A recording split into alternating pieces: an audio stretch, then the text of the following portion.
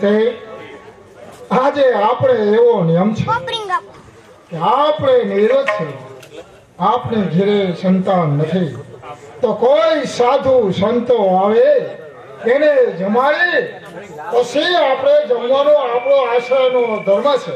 વિરાજમાન થાવ, કોઈ સાધુ સંતો આવે.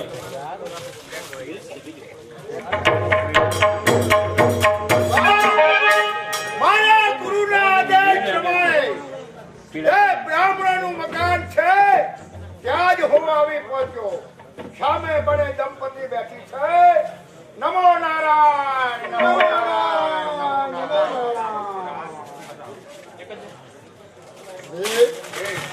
આ બ્રાહ્મણના ઘર છે. બ્રાહ્મણના મકાન. જે હા, અને અમારો એવો નિયમ છે કે કોઈ સાધુ સંતો આવે એને જમાડે પછી અમે ભોજન ગ્રહણ કરીશું. તો તમારા માટે ભોજન તૈયાર છે. આમ ભોજન કરવા માટે બિરાજમાન થાઓ.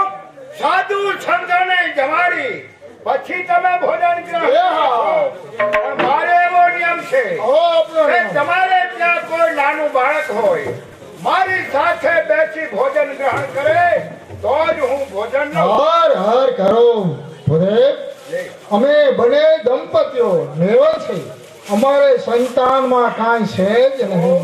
તમારે સંતાનમાં કાંઈ છે નહીં તો આ પારણ્યમાં શું છે? કોઈ બોલો. મહારાજ, ઓમના મેળામાં ગયા હતા. ત્યાંથી કાષ્ટની પુત્રી લાવ્યા છે. એને રમાડે અને અમે અમારા દિવસો ગુજારી છે. મહારાજ, બ્રહ્મદેવ, પારણામાં પડેલ એ કાષ્ટની પુત્રી નથી પણ સ્વર્ગની અપ્સરા છે. એ શ્રાપને લીધે એ કાષ્ટની પુત્રી બની છે. તો એ કાષ્ટની પુત્રીને મારા ગુરુદેવના આદેશથી અને સજીવન કરું છું. જય નમો